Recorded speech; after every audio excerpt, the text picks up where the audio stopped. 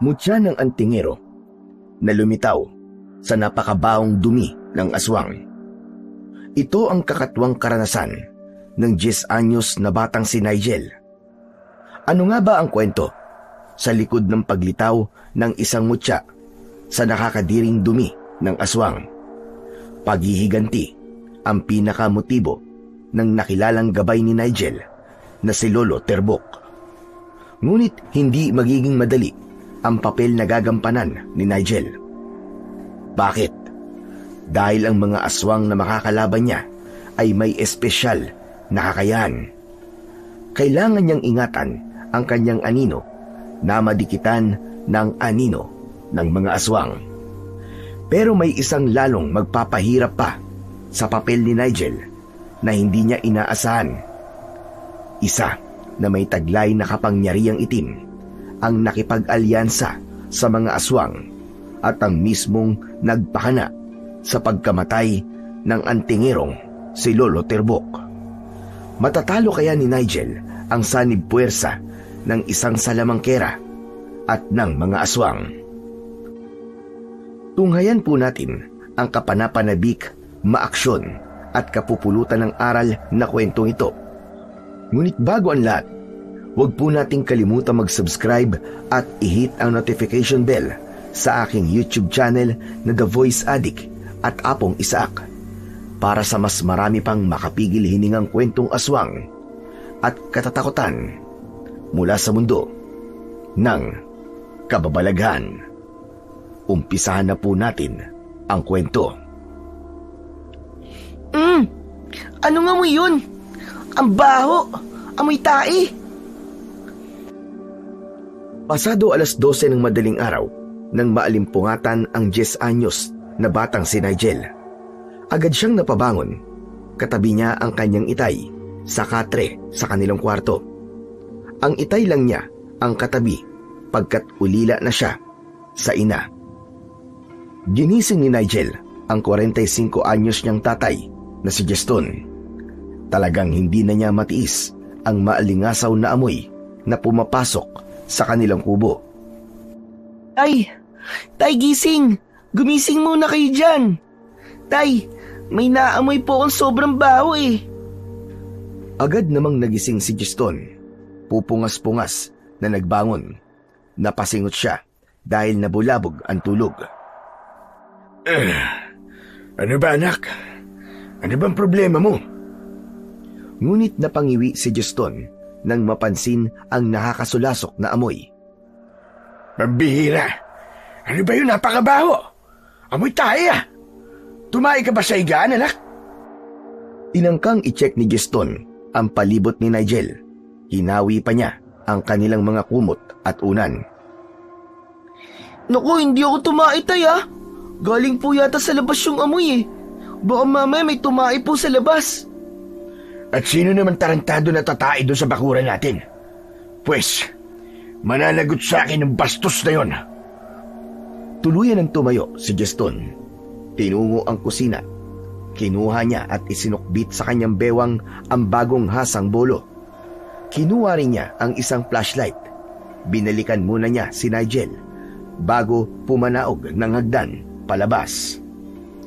Dito ka lang anak ha. Ako lang ang lalabas. Huwag na huwag kang susunod sa akin. Delikado sa labas ng ganitong oras. Kung hindi tao, ay baka kung ano nagtatangkang paglaruan tayo. Baka tayo ng tikbalang na naaamoy natin. Sige po, tay.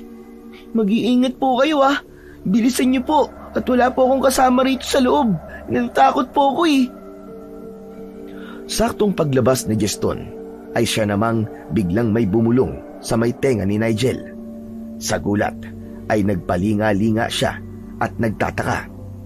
Nasa mukha niya ang pagkatakot. Huh? Ano yun? Parang may bumulong sa akin ah. Boses ng matanda. Agad nagtalukbong ng kumot si Nigel. Nanginginig siyang namaluktot sa isang sulok.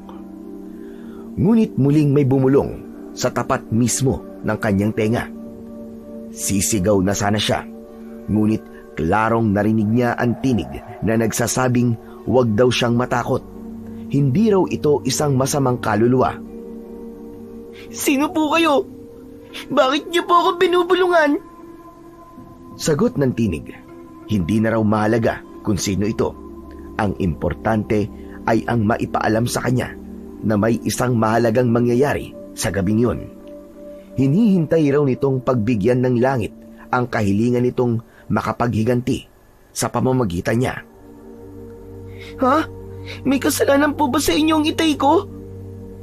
Ipinaliwanag ng tinig na walang kasalanan ang kanyang itay. Ito raw sana ang bubulungan nito, ngunit may isang katangian itong hindi karapat-dapat.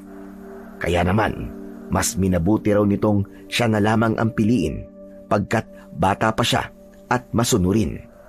Isa pa, may angkin daw siyang katapangan at katalinuhan kahit bata pa. Kanino po ba kayo maghihiganti? Isa po ba kayo multo? Ibig sabihin po sa pumatay po ba sa inyo kayo maghihiganti? Umuo ang tinig, pero ipinaliwanag nitong hindi tao ang kanyang paghihigantihan. Ano po? Hindi tao? Kung ganun po ano po ang paghihigantihan nyo? Ayon sa tinig, ay saka na lang daw nito sasabihin ang lahat. Ang importante raw muna ay maging alerto sila ng kanyang itay at magbantay sa mangyayari buong magdamag. Hindi raw pwedeng may ibang makakuha ng mabubuong mutya at lalo raw hindi pwedeng kaaway ang makakuha nito. Ano? Mutya? Ano po yun? Yun daw ay isang makapangyarihang bagay, kaya kailangan daw itong bantayan oras na mabuo. Pero paano pong pagbabantay ang gagawin namin ni Itay? Sandali, pupuntahan ko po siya. Sasabihin ko po ang tungkol sa inyo. Pinigilan ng tinig si Nigel. Mas makabubuti raw na silang dalawa na lamang muna ang nakakaalam. Teka, paano po kung niloloko niyo lang pala ako? Sabi ng tinig ay magtiwala raw si Nigel rito. Napaka-importante raw ng papel na kanyang gagampanan para raw sa kaligtasan ng buong baryo San Gregorio. Kung mabibigo raw sila ng gabing yun, marami raw ang mapapahamak, kabilang na raw silang mag-ama sa posibleng salakayin ng mga elemento ng dilim. Sinabihan din ng tinig si Nigel na wag nang marami pang tanong. Kusa na lang daw niyang maiintindihan ang mga bagay kapag naroon na sila sa darating na mga sitwasyon. Ito na raw ang bahala. Ano na po ang dapat kong gawin ngayon? Ang itay ko po nasa labas. Baka may mangyari pong masama sa kanya. Itinuro ng tinig kung ano ang dapat gawin ni Nigel. Palihim niyang sinundan sa labas ang kanyang itay. Napadpad siya sa likod ng bahay. Pareho pang nagulat sina Juston at Nigel nang makarinig sila ng mabilis na mga kaluskos na may kasama pang mahinang atungal. Nagmumula ito sa talahiban, hindi kalayuan sa mga kawayan. Sa tulong ng liwanag ng buwan sa kalangitan, nakita nila ang isang anino. Mabilis itong tumatakas palayo. Sinubukan itong ilawan ni Juston, pero mabilis na nawala kung saan. Buwisit, mukhang may aswang na namang naligaw rito sa baryo Dito pa talaga sa bakuran tumae. Kaya pala amoy nabubulok na karne. Pwe, pero teka, bakit pala may napadpad na namang aswang dito? Hindi maganda to. Mukhang mauulit na naman ang nangyari noon. Ang tinutukoy ni Juston ay noong kabataan niya, kung saan ay nagsunod-sunod ang karumal-dumal na biglaang pagsalakay ng mga aswang sa kanilang baryo. Marami sa kanilang mga kababaryo ang natangay. Ang ilan pa'y iniwang wakwak ang duguang mga katawan. Kung paanong natigil ang kanilang pagsalakay ay hindi pa rin naman niya lubusang alam. May sabi-sabing dahil raw may isang antingerong lumitaw sa kanilang baryo. May matandang antingero sa kanilang baryo, pero hindi niya alam kung ito mismo yon. At bukas na bukas din ay pupuntahan niya ito para itanong ang tungkol sa natuklasan niyang ito ngayong gabi lamang. Sa tulong ng flashlight ay hinanap ni Gaston ang tae ng hinihinala niyang aswang. Agad naman niya itong nahanap dahil sa nakakasulasok nitong amoy. Si Nigel naman na nagtatago sa mga tanim nilang mga gulay ay binulungan ulit ng tinig. Sakto namang noong may namumuong sama ng panahon sa kalangitan. Anak nang, tayo nga talaga to ng aswang ah. May daliri pa ng tao na hindi masyadong natunaw. At ano tong nakasuot sa daliri? Gamit ang napulot na mahabang patpat, ay hahawiin sana ni Gaston ang bagay na yon. Ngunit biglang may malakas na tumulak sa kanya papalayo. Isang matalim na kidlat ang sumunod na gumuhit. Tinamaan mismo ang taing kakalkalin sana ni Gaston. Pagkaraay, dumagundong ang napakalakas na kulog, kasabay ng pagbuhos ng ulan. Nigel, bakit mo ako tinulak? Saka bakit ka pa lumabas? Pumasok ka na sa loob, dali! Baka kumidlat ulit eh. Muntik na nga po kayo, Itay. Mabuti na lang po may bumulong po sa akin para itulak po kayo. Salamat naman anak. Pero tara na sa loob. Delikado na tayo dito. May aswang na gumagala sa paligid. Mabilis na kumilos ang mag-ama. Hindi na nila napansing umusok ang tae ng aswang at pansamantalang naglabas ng nakakasilaw na liwanag na agad ding nawala. Sa di kalayuan naman, sa may kawayan, ang anino ng aswang ay lumitaw muli. Paroot parito itong hindi mapakali. Bilisan mo anak. Tuyuin mo ng tuwalya ang buhok mo't katawan. Magbihis ka na rin. Pagkatapos ay may pag-uusapan tayo. Utos kagad yun ni Gaston sa kanyang anak pagkapasok nila ng dampa. Siya man ay nagpatuyo na rin ng buhok at nagbihis. Matapos ang lahat ay sabay pa silang bumalik sa kanilang katre. May nabanggit ka sa akin kanina anak. Ano yung ika mo'y bumulong sa'yo? Kaya naitulak mo ako kanina. Nag-isip naman muna si Nigel at nagkakamot ng ulo. Tay, wala po yun. Ibig ko pong sabihin ay parang may nag-utos po sa akin na itulak po kayo. Nakikita ko po kasing lalong dumidilim ang langit eh.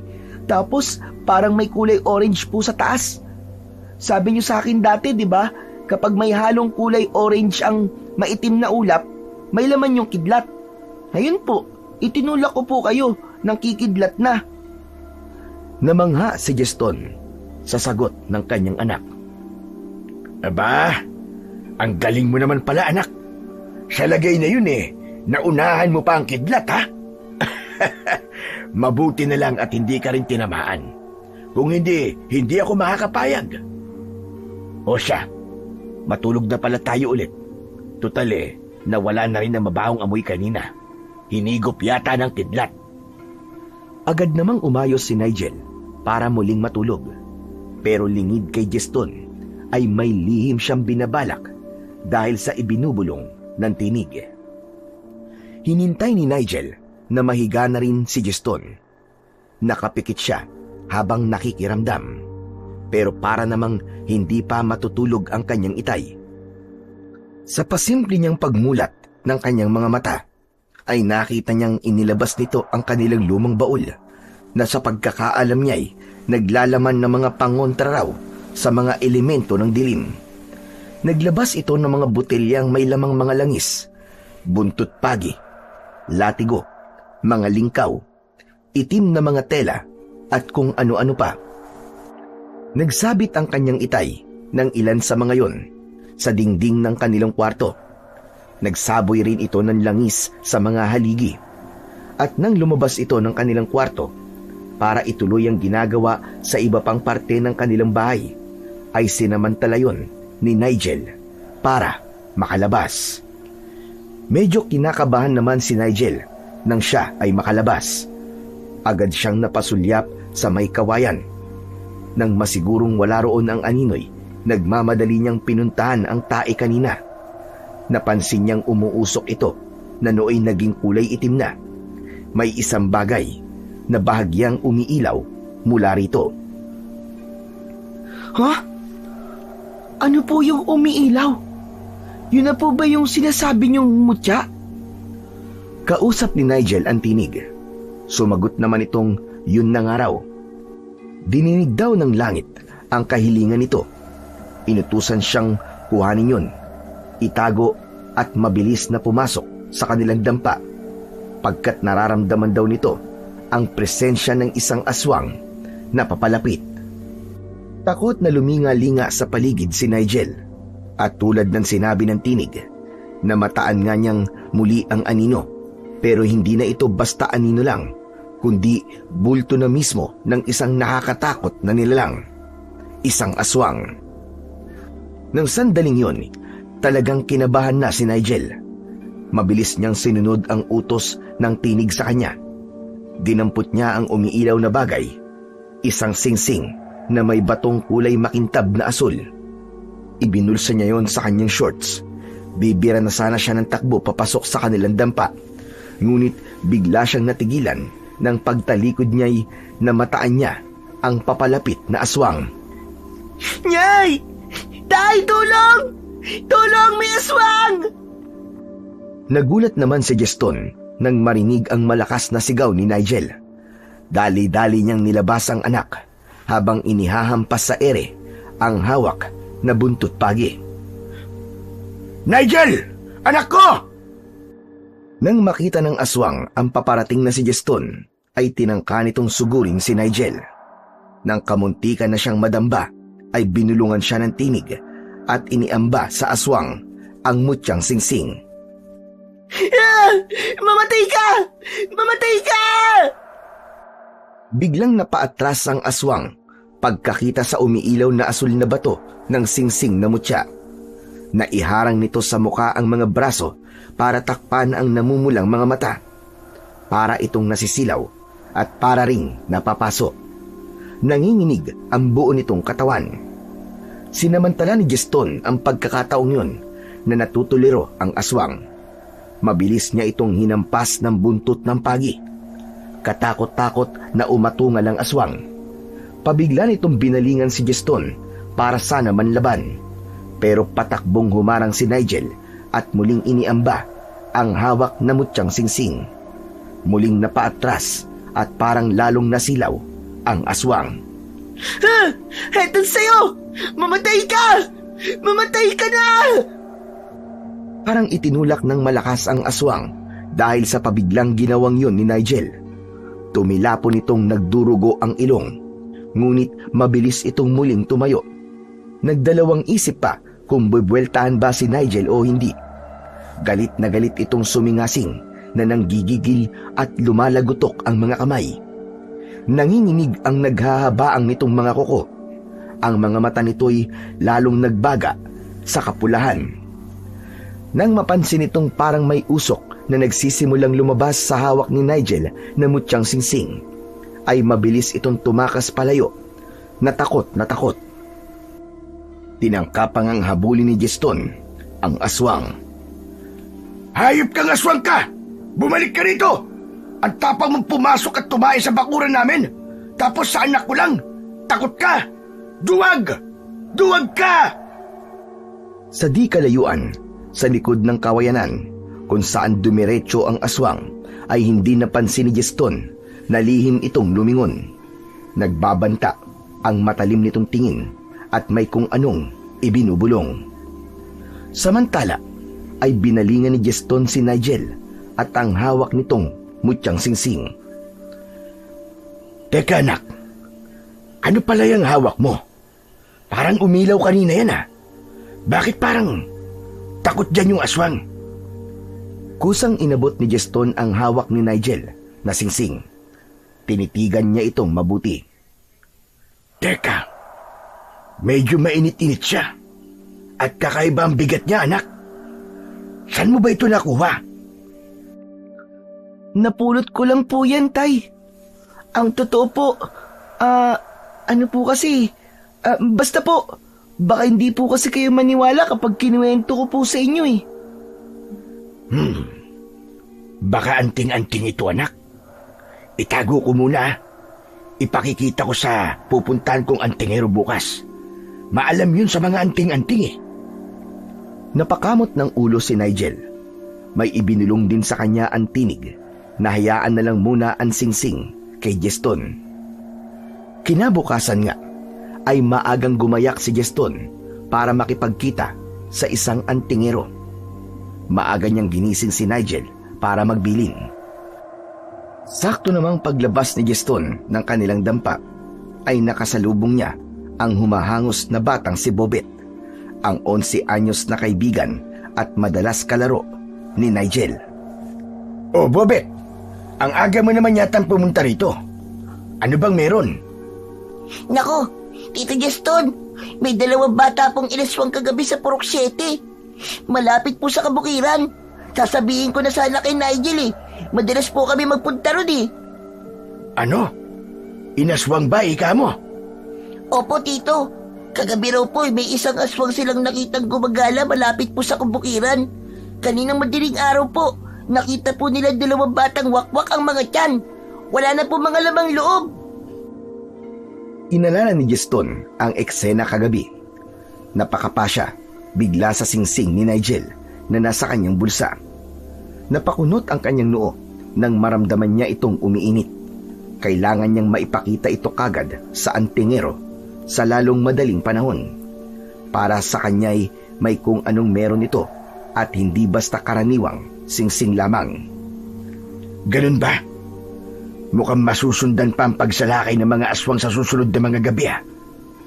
O siya, puntahan mo na si Nigel doon. Samahan mo muna ang kaibigan mo, Bobet ha. May importante lang akong pupuntahan. Babalik din ako agad. Wag na wag kayo magpapapasok nang hindi nyo kilala. Mahirap na. Baka aswang yun. Sige po, Tito. Kami na pong bahala ni Nigel. Mag-iingat po kayo sa pupuntahan nyo. At nagmamadali ng lumakad si Jeston.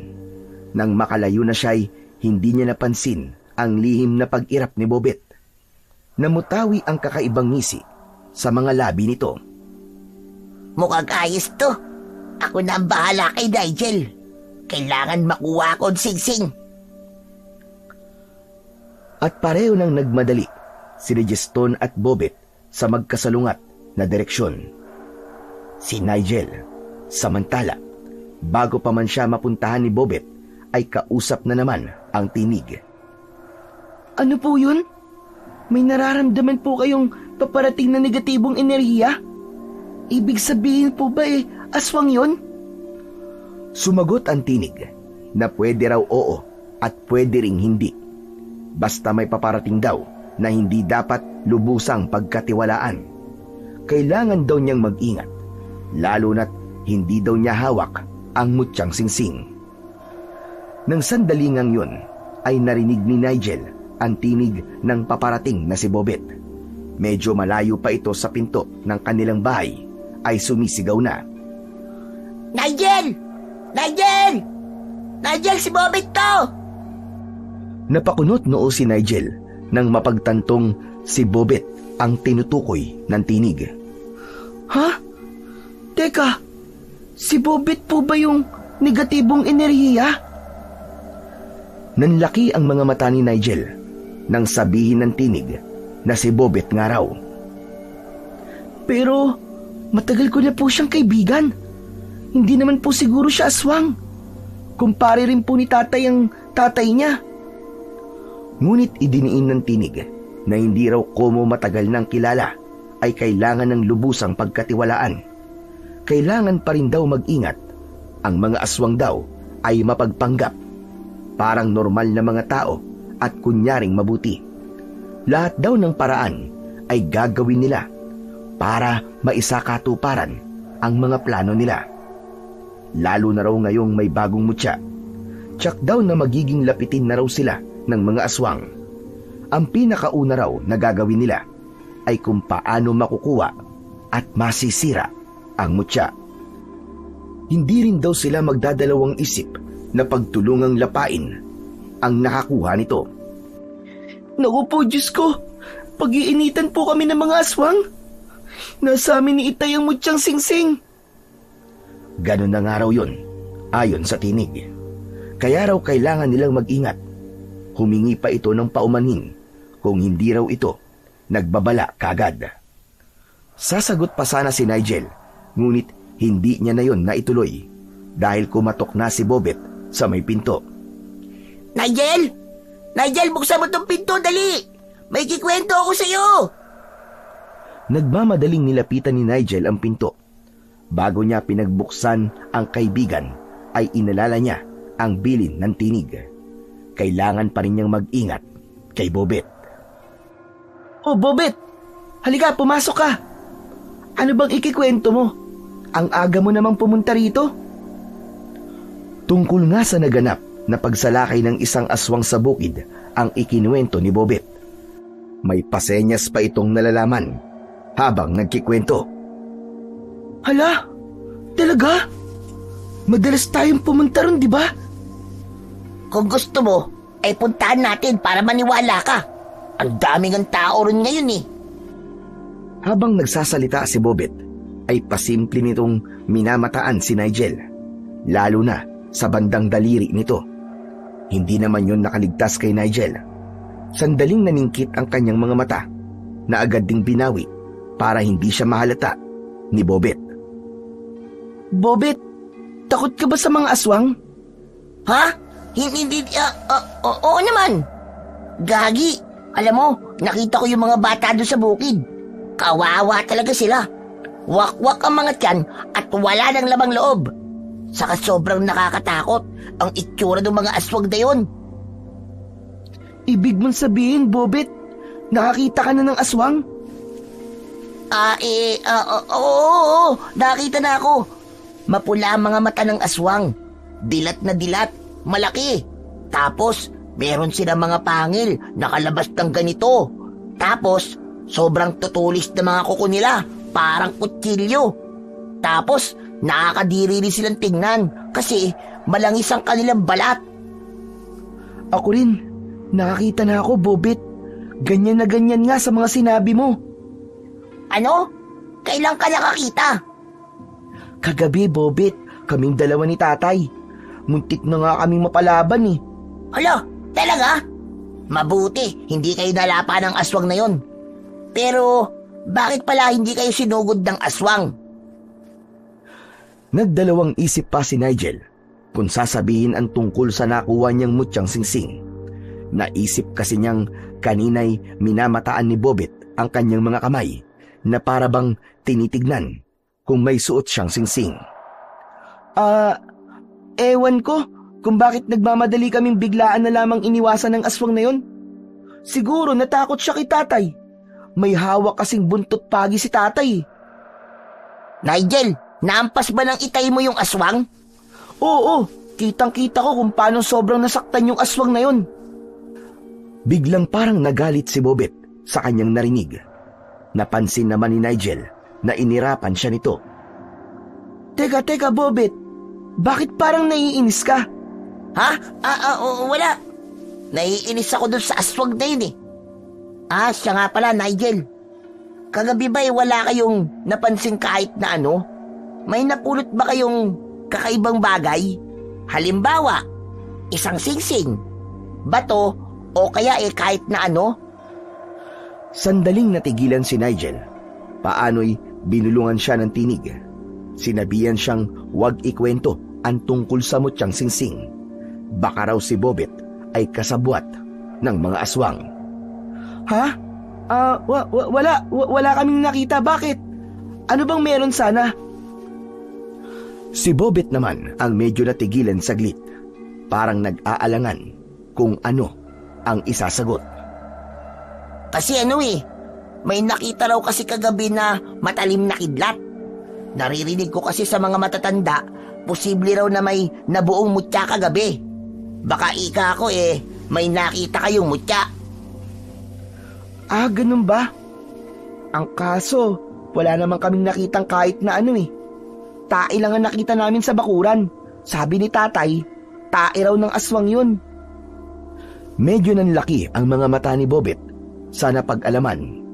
Pagkaraan ay gumalaw-galaw ang ilong nito.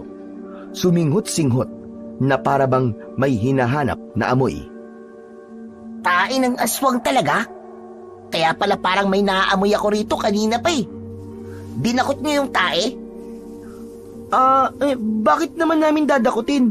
Napakabaho kaya nun, nakakadiri pa. Napaamoy-amoy na rin si Nigel sa sarili at sa paligid ng kanilang bahay. Saka, bakit parang ang tapang yata ng pang-amoy mo? Hindi naman ako amoy tae ah. Baka sa loob ng ilong mo yan may tae. Sira ulo, anong akala mo sa ilong ko, kubeta? Saka, ewan ko ba? Parang naamoy ko talaga sa'yo yung tae ng aswang. Aha! Teka! May nakita ba kayo sa tae ng aswang? Ha? Ewan. Tinamaan kaya ng kidlat yung tae. Nasunog at naging kulay itim. Kahit tignan mo pa doon sa likod ng bahay. Biglang nagliwanag ang mga mata ni Bobet. Sige, tara sa likod ng bahay nyo. Gusto kong makita ang itsura ng nakidlatang tae ng aswang. Hehehe. Nagpunta silang dalawa sa likod ng bahay. Hinanap nila ang tae ng aswang. Samantala, si Juston ay nakarating na sa bahay ng kilala niyang matandang antingero. Nakatira ito sa pinakadulo at pinakaliblib na parte ng kanilang baryo. Bale pang huling purok. Bihira lang itong puntahan ng mga taga-ibang purok dahil malayo nga. Mabato at masukal ang daan. Ngunit ang nadatnan niya'y hindi si Mang Terbok, kundi ang asawa nitong si Aling Gelang. Nakaabang ito sa harap ng kanilang bahay na para bang may hinihintay. Nagulat pa ito nang mamataan ang paparating na si Juston. Magandang umaga po sa inyo, Aling Gelang. Magandang umaga naman, iho. Mukhang naligaw ka yata. Hindi ho. Kayo ho talaga ang sadya ko eh. Gusto ko po sana makausap si Mang Terbok. Nariyan ho ba siya? Lumungkot ang muka ni Aling Gelang. Para bang maiiyak. Muling naupo sa bangko. Ang asawa ko, ilang araw nang hindi umuuwi. Hindi ko na alam kung ano nangyari sa kanya. Tapos ngayon, nabalitaan ko may mga batang inaswang sa bukid. Mukhang sasalakay na naman ang mga aswang. Tapos wala siya. Baka may nangyari na kay Terbok, kaya malakas na naman ang loob nila mampiktima. Buong pag-aalalang nilapitan ni Juston si Aling Gelang. Inalalayan niya ang matanda. Aling Gelang, saan ho ba nagpunta si Mang Terbok? Hindi ho ba nagsabi sa inyo? Mariing umiling si Aling Gelang. May pagkamalihim talaga ang asawa ko. Lalo na kung importanteng bagay ang aasikasuhin. Basta na lang siyang umalis isang araw. Tapos heto, hanggang ngayon ay hindi pa rin bumabalik. Aling Gelang, saan ko ho kaya siya pwedeng hanapin? Kailangan ko ho talaga siyang makausap eh. Natigilan sa pag-iyak si Aling Gelang. Tinansya niya si Juston. Ano ba sana ang iyong importanteng idudulog, iho? Ako bilang asawa niya ay marunong din sa mga bagay na pangantingero. Talaga ho? May papakita ho sana ako sa kanya. Ano ba yun, Juston? Hindi na nag-alangan pa si Juston na ipakita kay Aling Gelang ang singsing ni Nigel. Ito po. Isa po itong singsing na may kakaibang bato. Sa tingin nyo, isa lang po ba itong karaniwang singsing? Umiinit din po pala ito kung minsan. Nanlaki naman ang mga mata ni Aling Gelang nang makita ang singsing na yon. Pagkaraan ay naningkit ang mga mata nito na para bang may kung anong tinitiyak. Apa, teka iho.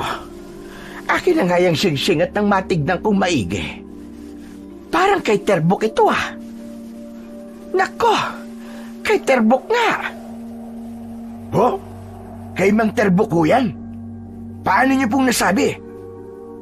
Kabisado kong singsing ni Terbok. Ako mismo nagbigay sa kanya nito. Singsing pa ng lolo ko ito. Ang ipinagtataka ko lang ay kung paano nagkaroon ito ng ganitong kakaibang bato. At itong bato niya, nararamdaman kong may kakaiba. Saan mo nga ulit ito nakita? Nakakatuwa ho eh. Aling Gelang, nakuha po yan ng anak ko sa tae po ng aswang. Nakidlatan pa nga po kagabi ang tae ng aswang. Kumuntikan pa nga po ako matamaan kung hindi lang po ko'y tinulak ng anak ko. Tapos po, ay nakita yan ng anak ko sa nasunog na tae. Siya nga ho pala, nung una naming makita ang tae ng aswang, ay nakasama rito ang daliri ng isang tao na meron na pong suot na singsing. Nanlaki na naman ang mga mata ni Aling Gelang. Kapag kwan ay muli itong nalungkot at napaiyak nang may mapagtanto.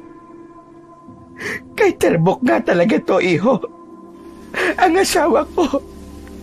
Mukhang nalapa na siya ng aswang. Wala na talaga ang asawa ko. Wala sa loob na niyakap ni Aling Gelang ang mutyang singsing ni Mang Terbok. Sandaling hinayaan naman ni Jeston ang matanda na umiyak. Isinandig pa niya ang ulo nito sa kanyang balikat habang nakaupo sila sa mahabang bangko. Makaraan ang ilang minuto, nang may masmasan ang pangungulila ni Aling Gelang, bigla itong napatuwid na para bang may napagtanto na naman. Kaya pala'y naramdaman ito ang biglang unti-unting pag-init ng hawak na singsing sa tapat ng dibdib. Umiinit itong singsing. Palagay ko ay isa tong mutya, iho. Nagulat naman si Jeston sa tinuran ni Aling Gelang. Ano? Mutya? Paano ang mutya? Nasabi mo nga pala kanina na tinamaan ng kidlat ang tae ng aswang kung saan nakahalo ang daliri ni Terbok. Posibleng nakahiling si Terbok para sa isang mutya. Kung ganon, kaya pala may baton singsing ni Terbok ay dahil nga naging isa na itong mutya. Ito ay mutya ni Terbok. Mutya ng isang antingero. Mutya ng antingero? Ibig niyong sabihin, hindi talaga basta-basta lang singsing yan? Tama ka, iho. May taglay itong kapagyarihan. Sigurado kung ang kaluluwa mismo ni Terbok ang gabay na bumubulong sa nakakuha ng mutya. Napaisip si Jeston. Naalala niya ang minsang sinabi sa kanya ni Nigel. Yung may bumubulong o nag-uutos daw rito na itulak siya ng nakaraang gabi. Bumubulong? Pero, bakit po ang anak ko? Siya po ba ang nakakuha ng mutya? Ibig po ba sabihin, siya ang magsisilbing instrumento ni Mang Terbok para labanan ng mga aswang? Ganon na nga, iho. Malamang na may nakita si Terbok na magandang katangian ng anak mo. Kaya siya ang mas pinili kaysa sayo. Madalas kasi pinipili ng may mutya, yung may espesyal na katangiang akma sa kakayahan ng mutya at ng gabay nito. Pero Aling Gelang, napakabata pa po ng anak ko. Parang napaka-imposible naman hong makayanan niya ang papel na inatang sa kanya ni Mang Terbok. Magtiwala ka sa anak mo, iho, at sa espiritu ng asawa ko. Hindi edadambasihan para masabing ang isang pinili ay magiging matagumpay na tagapangalaga ng mutya. Mga panloob na katangian ang mas mahalaga. Ang mahalaga ngayon ay suporta ang ibigay natin sa iyong anak. Biglang nagpalinga-linga si Aling Gelang ng saglit na mahinto sa pagsasalita. Para itong may hinahanap sa palibot ni Jeston. Kalam pala, mag-isa ka lang bang pumunta rito? Nasaan ang anak mo? Hindi mo ba kasama? Parang naguluhan naman si Jeston nang mapansin ito ang pag-aalala sa makalubot na muka ni Aling Gelang. Mag-isa lang po ako, Aling Gelang. Hindi ko po kasama ang anak ko. Iniwan ko po siya saglit dun sa bahay. Ibig mo sabihin mag-isa lang siya sa bahay niyo ngayon? Oo. Hindi ho pala. Pinasamahan ko po siya sa kaibigan niya. Nako, hindi mo dapat basta-basta iniiwang mag-isa ang anak mo. Lalo na ngayong siya na ang tagapangalaga ng mutya ni Terbok. Alam mo bang lapitin ng aswang at sino mang makakakuha ng mutya? Hala, sige. Magmadali ka na balikan ang anak mo. Tuso pa naman ang mga aswang. Paano kung sumalis yung mga aswang doon sa inyo? Sige na, magmadali ka na. Heto, dalhin mo na itong mutyang singsing. Ako na may susunod din sa iyo. Magdadala lamang ako ng ilang gamit mula sa mga gamit ni Terbok. Sa tingin ko ako na ang kailangan pumalit sa kanya bilang isang antingero. Ganun ho ba? Naku, sige ho. Aalis na po ko. Salamat po pala sa mga bilin niyo sa akin. Nagmamadali ng lumakad si Gaston. Halata sa mukha niya ang pag-aalala para sa kanyang anak. Sa kabilang banda, pagbalik sa kinaroroonan ni Nigel at Bobet, matapos makita ng huli ang nasunog na tae ng aswang, ay parang may natiyak itong isang bagay. Palihim itong napapatango. Alam mo, Nigel, may negatibong enerhiya ako naaamoy sa'yo. Hindi maganda yan.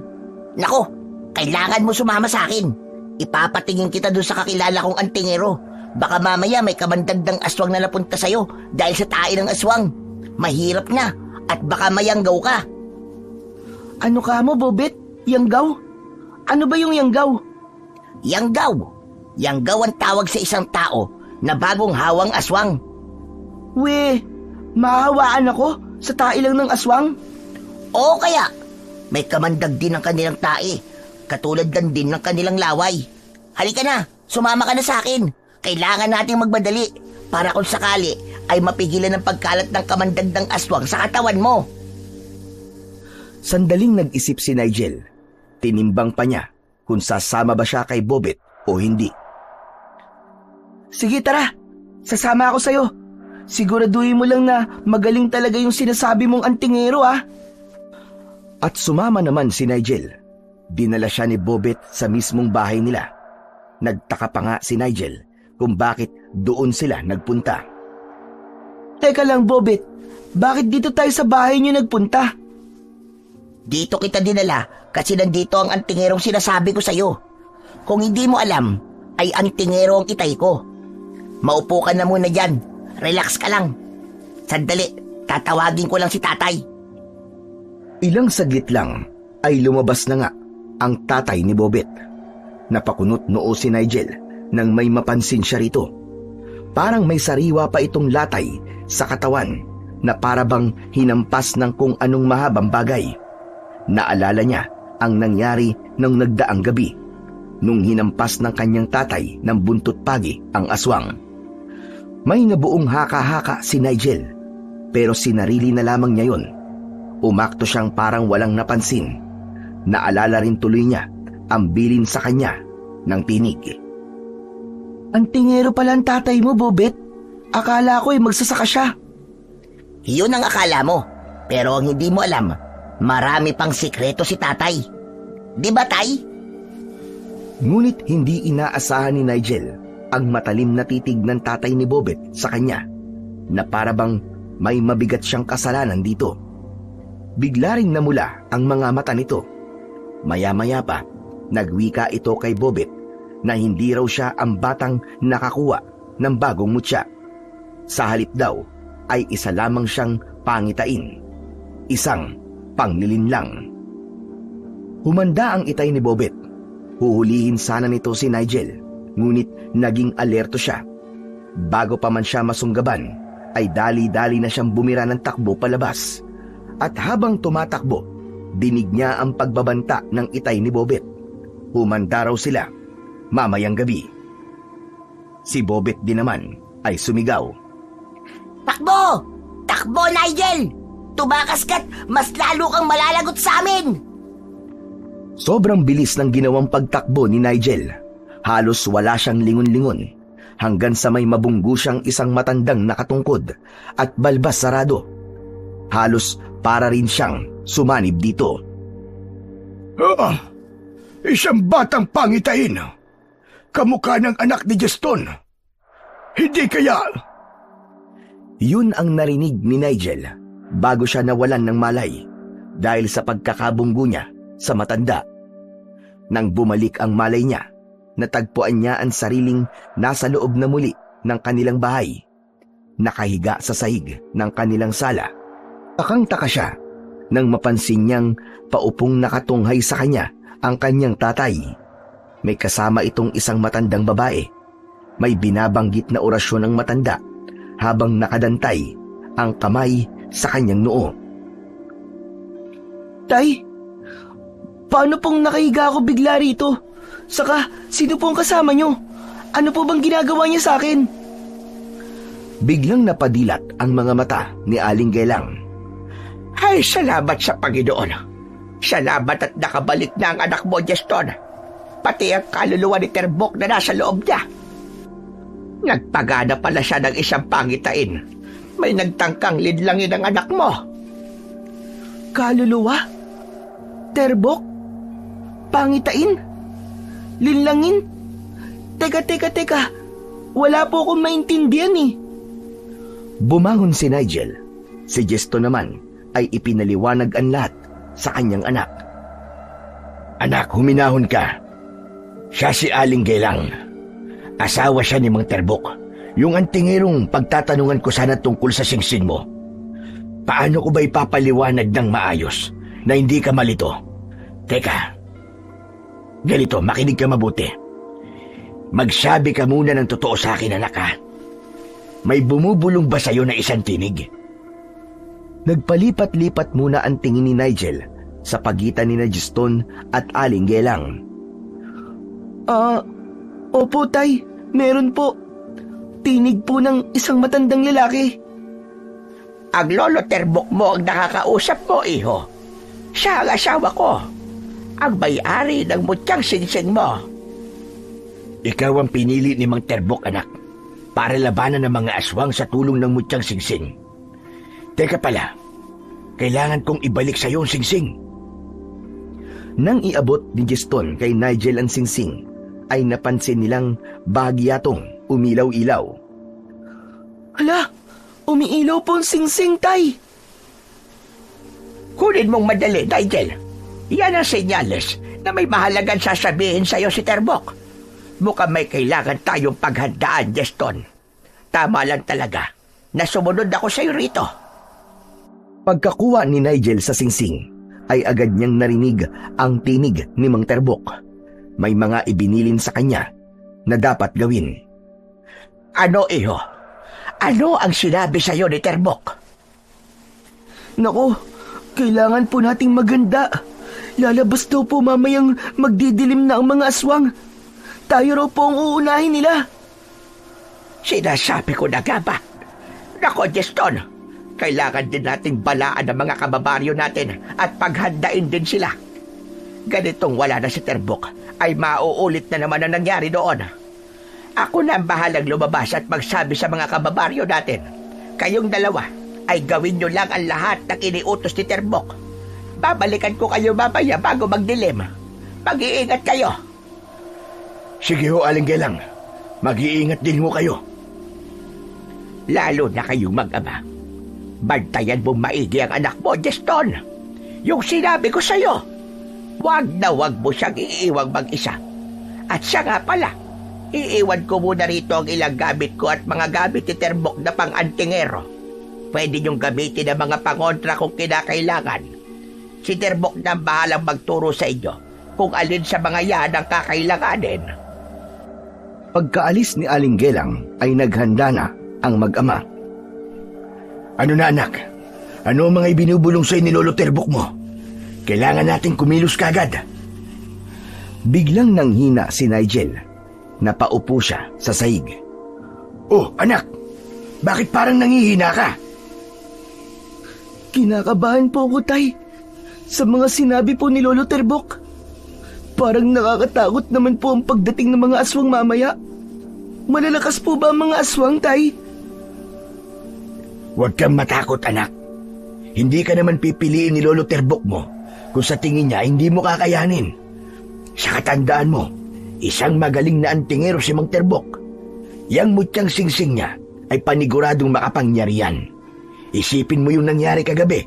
Hindi ba't natakot ng aswang nang itapat mo mutyang singsing sa kanya? Oo nga po pala, no?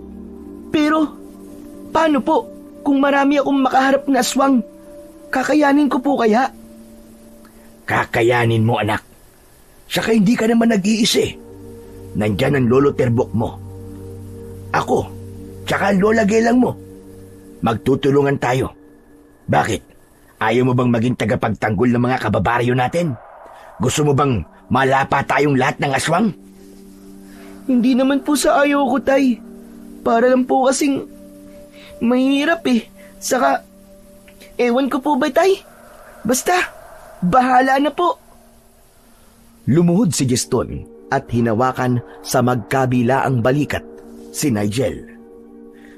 Anak, kung tatanggihan mo ang mutya, walang magtatanggol sa mga kababaryo natin. Kapag dumating ang mga aswang, saka ikaw ang napili eh. Sa'yo na gumagana ang kapangyarihan ng mutyang singsing. Sigurado ring mararamdaman ng mga aswang na ikaw ang tagapangalaga. Susugurin at susugurin kanila rito. Kaya, obligado kang paganahin ng mutya. Malalim na napaisip si Nigel. Napabuntong hininga siya. Ganun po pala. Pero talaga po bang may kapangyarihan ng mutyang singsing na to? Oo anak, lahat ng klase ng mutya may taglay na kapangyarihan. Magkakaiba. Nanggaling sa kidlat at sa langit. Bakit? Hindi ba sinabi sa'yo ng lolo terbok mo? Sinabi naman po. Hindi naman pala eh. Di ba? Minsan ay nasabi mo na gusto mo maging parang isang superhero. Eto na anak ang pagkakataon mo. Magiging superhero ka na. Oo nga po pala. Sige po, Tay, gagawin po natin ang mga sinabi ni Lolo Terbok. Sabi niyo nga po sa akin ay tulong-tulong naman po tayo. Saka, may sasabihin po pala ako sa inyo, Tay. Ano yun anak? Sabi po pala sa akin ni Lolo Terbok, mag-ingat daw po tayo sa pamilya ni Nabobet. May lahi daw po pala silang aswang. Totoo po ba yun? Sinabi yun ng lolo terbok mo? Opo. Hindi ko po alam kung paano po niya nasabi. Hindi makapaniwala si Juston doon. Pero pinag-isipan niya yun.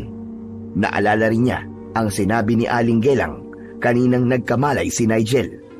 Basta. Sundin natin ang bili ng lolo terbok mo anak. Baka yun ang napag-alaman niya nang magpagana siya ng pangitain tulad ng sinabi ng lola gelang mo. Hindi ko alam kung paano niya ginawa yon, pero kailangan natin makinig sa kanya. Iwasan mo muna si Bobet kapag nakita mo siya. Mahirap na kung totoo. Opo, iiwasan ko po siya. Ay, Tay, nakausap ko po pala siya kanina nang pumunta po siya rito sa bahay. Hindi ko lang po maintindihan kung paano pong bigla na lang po siyang nawala. At yun nga po, nagising na lang po ko na nakaupo na po kayo ni Lola Gelang sa tabi ko. Saan na po pala siya nagpunta? Hindi ko alam anak. Siguro itinangka niyang sumalis siya kanina. Malamang ay ang singsing ang pakay niya. Kaya kay aga niyang pumunta rito. Mabuti na lang at hindi mo hawak ang singsing. Aswang nga talaga si Nabobit. Kung hindi pa pala gumawa ng pangitain ng lolo terbok mo, ay baka naagaw na niya sa'yo ang singsing na yan. Hala, mabuti na lang po kung ganun. Napansin ko rin po kanina, napasikreto po niyang tinitignan ng mga daliri ko. Matapos magsalita ni Nigel, ay bigla niyang naramdaman na umiinit ang hawak niyang singsing. Napatitig siya ritong nakakunot ang noo. Naku, umiinit po ang singsing, Tay. Ano pong ibig sabihin ito? Humanda ka anak. Pumikit ka lang ng mariin at tuminga ng malalim. Ang alam ko ay tandaya na may panganib sa paligid. Hintayin mo lang ang ibubulong sa'yo ng lolo terbok mo. Sinunod ni Nigel ang utos ng kanyang ama. Matapos ay narinig niyang muli ang tinig ni Mang Terbok sa kanyang isipan. Nakinig siyang maigi. Ano anak? Ano sinabi ni Mang Terbok? Wag daw po muna tayo nalabas, Tay. May nararamdaman daw po si Lolo Terbok na presensya ng isang aswang na nagmamasid lang po sa labas. Maghanda raw po tayo ng mga pangontra at palibutan daw po natin ang bawat dingding ng bahay. Tapos, gawin na raw po natin ang mga bili niya sa akin. Isinagawa na kagad ni Juston ang sinabi ni Nigel. Tinadtad niya ang kanilang bahay ng mga pangontra. Pagkaraan ay muli niyang binalikan si Nigel. Pero bago niya kinausap ang anak, ay sandali muna siyang sumilip sa butas ng nakasarado nilang bintana sa salas. Sinubukan niyang tignan kung may aswang nga bang nagmamanman sa kanilang tahanan. May isang matandang lalaking nakatungkod sa labas, anak. Patanaw-tanaw sa bahay. Siguro ay aswang yon. Sumilip din si Nigel sa butas ng bintana. Pero tay, hindi naman po siya mukhang aswang eh. Mukha naman po siyang mabait. Hindi pa kasi madilim, anak. Kaya hindi pa siya yung aswang. Saka wag sa mukhang mabait ka bumabase. Ang aswang, mukhang mabait man o hindi, ay aswang pa rin. O siya, total, tapos ko nang malagyan ng mga pangontrang bahay. Ngayon, ay gawin naman natin ang iba pang ibinili ni Mang Terbok. Sabihin mo na sa akin, anak, bago pa magtakip silim, ay kailangang handang-handa na tayo. Tay, maglabas daw po kayo ng puting panyo. Pahiran niyo raw po ng pangontrang langis. Lagyan niyo rin po ng 3 pirasong bawang, konting asin at ilang butil ng bigas. Isama niyo rin po itong singsing. Tapos, ibilot niyo po. Itali sa kanan kong braso. Kumilos na kagad si Gaston at sinunod lahat ng sinabi ng anak. Hey anak, naihanda ko na. Ngayon ay ano na susunod na gagawin. Ang alam ko, kailangan pa ng orasyon para tuluyang mapagana ang mutya. Opo tay, mamaya ko po ibubulong ang orasyong tinuro po sa akin ni Lolo Terbok. Ngayon naman po, ay kayo ang ihahanda ko. Ano ka mo? Paanong paghahanda, anak? Wala naman akong mutya eh. Kailangan niyo din po magtali ng puting panyo sa braso niyo, tay. Tapos mamaya po, ay kakargahan po natin ng kapangyarihan galing po sa mutyang singsing. Ganun ba? Sige anak, maghahanap ulit ako ng bagong puting panyo. Habang inihahanda ni Gaston ang panyong itatali sa kanyang braso, sa labas naman ng kanilang bahay ay pabalik-balik na si Aling Gelang. Natigilan ito nang mamataan ang matandang lalaking nakatungkod na kanina pang patanghod-tanghod sa harap ng bahay ni Gaston. Medyo napaatras si Aling Gelang nang may kung anong naramdamang negatibong enerhiya mula sa matandang lalaki. Napapabulong ito sa sarili. Isa yata itong aswang. Dako, mukhang minaman-mana na mag-ama. Pero teka, bakit parang may positibo rin siyang enerhiya? Ano ang ibig sabihin nito? Sa puntong yun ay napansin din ng matandang lalaki ang presensya ni Aling Gelang. Maging ito'y napaatras matapos pakiramdaman si Aling Gelang. Ikaw pala, Gelang. Alam ko ang ginawa mo sa baryo.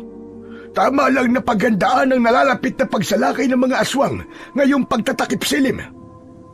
Pero bago lahat, gusto ko muna sanang makausap ang mag-amang Gaston at Nigel.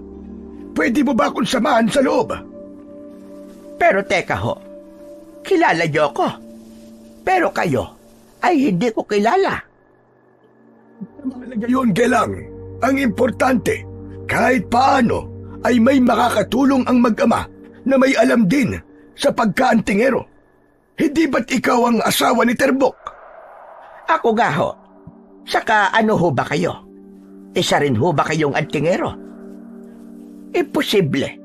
Ramdam ko ho ang negatibong enerhiya mula sa inyo. Alertong biglang inilabas ni Aling Gelang ang dala niyang pangontrang langis.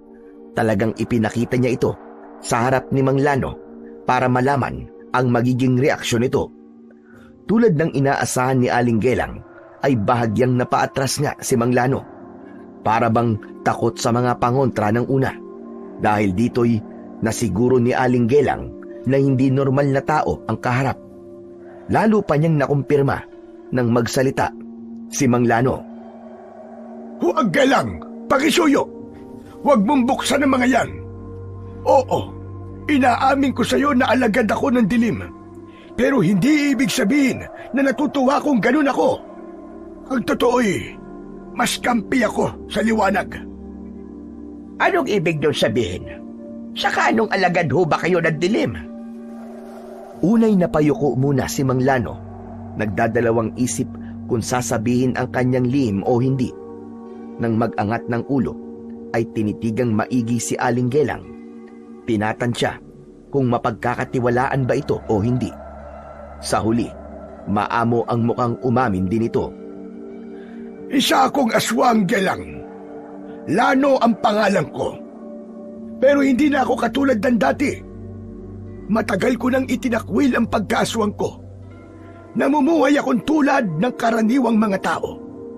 Hindi ako nang bibiktima ng mga tao at kumakain katulad lang din ng kinakain ng karaniwang tao.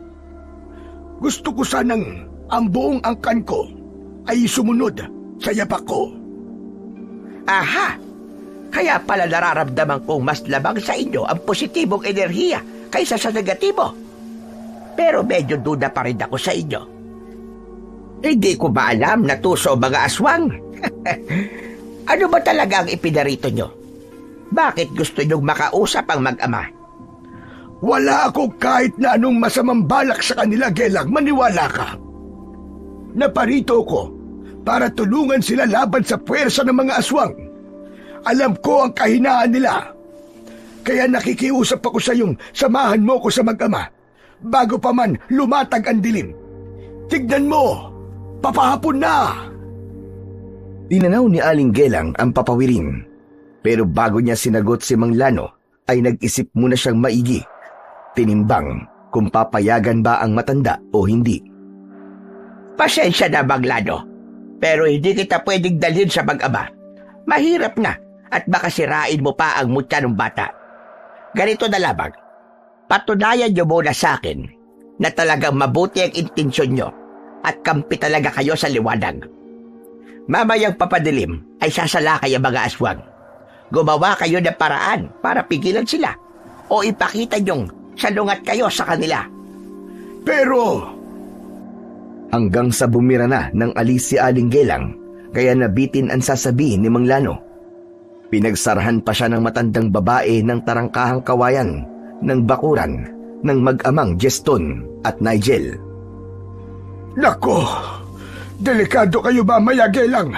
Sinasabi ko sa iyo, hindi niyo alam kung ano ang kayang gawin ng ibang aswang. Pero ito lang ang masasabi ko. Huwag na huwag kayong magsisindi ng ilaw o kahit na anong pinagmumula ng liwanag mamaya. Ingatan niyong malantad ang mga anino niyo sa mga aswang. Nang marinig yun ni Aling Gelang ay natigilan siya. Napakunot ang noo at malalim na napaisip na para bang may kung anong inaalala. Pasimple niyang nilingon at inirapan si Mang Lano. Ha? Anong alam ng isang yun? Hindi kaya?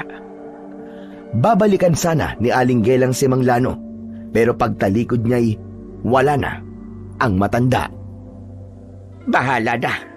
Sisiguraduhin ko na lang na hindi mabibigo ang plano ko. Samantala, nung nag-uusap pa sina Aling Gelang at Mang Lano sa labas, sa loob naman ng bahay ng mag-ama, muli ay uminit ang mutyang singsing ni Nigel sa kanyang kanang braso. Kasunod nito'y narinig kagad niya ang bulong ni Mang Terbok. Ano po, Lolo Terbok? May isang aswang na gusto kaming makausap ni Itay. Ha? Bakit po kailangan namin mag-ingat kay Lola Gelang? Asawa niyo po siya. Ayon kay Mang Terbok, bigla raw parang nakargahan ng negatibong enerhiya ang kanyang asawa. Kasalukuyan daw nitong kausap ang isang aswang. Nakatakataka raw na mas positibo pa ang enerhiya kaysa kay Aling Gelang. Mukha raw makakatulong nila ang matandang yon na nakabunggo raw dati ni Mang Terbok nang magpanggap na si Nigel sa isang pangitain sa tangkang linlangin si Bobet. Inutusan ni Mang Terbok si Nigel na sabihan ang kanyang itay ng dapat gawin. Tay, lumabas daw po kayo. Papasukin niyo daw po matandang lalaki sa labas na kausap ni Lola Gelang. Isa raw po siyang kakampi. Nang susunod na sana si Jeston, ay biglang pinigilan ito ni Nigel nang may ipahabol si Mang Terbok. Tay, sandali lang po.